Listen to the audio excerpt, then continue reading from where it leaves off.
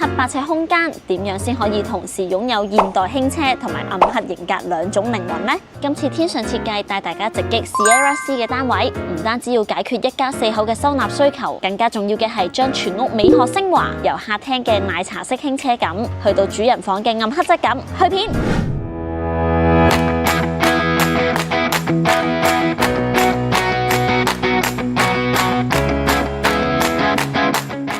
喺呢個700尺嘅單位，屋主想要一個 modern 得嚟又有高級感嘅屋企。除咗基本嘅3房間隔，設計師喺色彩運用同埋材質配搭上面都落咗好多苦功。一齊睇下點樣將屋苑變成5星級嘅住宅啦！入門口嘅左邊咧，我哋做咗個超級放大嘅隱藏儲物房。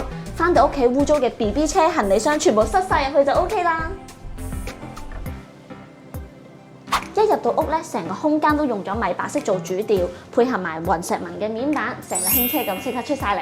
呢組大型嘅獅子櫃喺中間預留咗空位，俾屋主可以擺下香水、鎖匙。冇把手嘅設計咧，就睇落去令到成個感覺更加乾淨。客廳咧就係全屋嘅美學重心，奶茶式基調配上電視牆邊嘅金屬開放架，入面裝咗燈帶，放擺設咧真係非常之靚。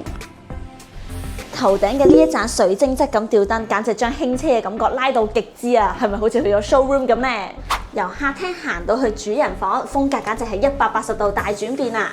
主人房咧就用咗炭灰色同毛坯色嘅設計，帶出沉穩又型格嘅感覺。衣櫃咧特別留咗呢個窿，叫做咧次淨衣區，用嚟做咩嘅咧？就係將我哋着過嘅外套又未洗，下次仲會再着嘅衫放入去，咁就唔會整污糟衣櫃入邊嘅衫啦。為咗慳位，房入面就唔要電視櫃，改用 projector 配埋呢個 L 型轉角大窗，自然光打入嚟，成個氛圍真係好超。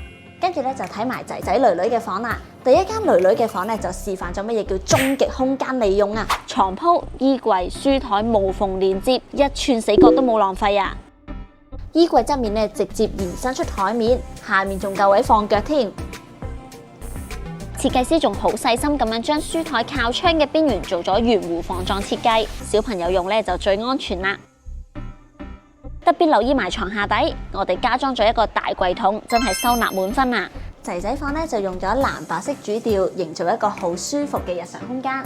書台上面咧做滿吊櫃，其中咧呢一組茶色玻璃門展示櫃就最搶眼啦。上面嘅玻璃櫃咧特登做咗燈帶，咁就可以俾仔仔展示佢嘅收藏品啦。床下底同樣隱藏咗收納櫃桶，用嚟放床單、被鋪或者換季衣物，將每一寸空間都用到最盡。Hello 梁生，咁當初點解會揾到我哋天順設計嘅咧？係啲其他業主咧去介紹俾我哋識嘅，我見到佢喺個 WhatsApp 群組度講有你天順呢間公司有2-3個業主都咁樣講法啦。哦，咁我諗都有比較過唔同嘅公司啦，咁比較之後咁點解都會揀我哋公司去做咧？因為睇過2-3間公司啦，其中一間就係突然間話多收多幾萬蚊啊，或者10萬我都唔知。哦，咁喺我哋度報價嘅系統清唔清晰啊？好啲嘅，佢個價錢咧就喺個表度，咁啊根據個表咧，而個 schedule rate 咧，佢即係個價錢你大咗啊，長款咧嚟落翻個字咧比較公道啲咯，合理啲咯咁嘅款。哦，咁當初報價同最尾收貨嘅時候個價錢有冇話相差好遠啊？定係都係 within budget 咁？都係 within budget。同埋好多隔離啲街坊嚟我記得望嘅話都話咁抵嘅，咁平嘅，即係比起都算抵咯，即係 CP 值高咯。哦，咁如果今次成個體驗上100分滿分，你會俾幾多分我哋啊？都有成90幾分嘅，因為可能我都諗唔住你哋出嚟個 design 個 VR 咧唔會話實體做得咁靚嘅，但係做完之後出去發現咦哇都同實體差唔係好多咯，成9成幾咯。我可能諗8成都會收貨㗎啦，都比想象中高啊。哦，咁全家有冇話你邊一個部分你最中意？好多業主都嚟過睇，話有呢個位咯，呢個弧位咯，設計得好靚。可能我哋唔識整呢個弧位嘅，自己整完之後就覺得好似好豪華咁，一幅過好靚咁放低幅牆就呢個特色牆。哦，係啊，我哋天順咧做嗰啲弧啊，圓弧真係做得好好嘅。我去好多間咧，佢哋嗰啲櫃嗰啲圓角啊嗰啲都做得好靚。係，所以屋企如果有小朋友有老人家咧，佢哋都中意揀翻呢啲嘅。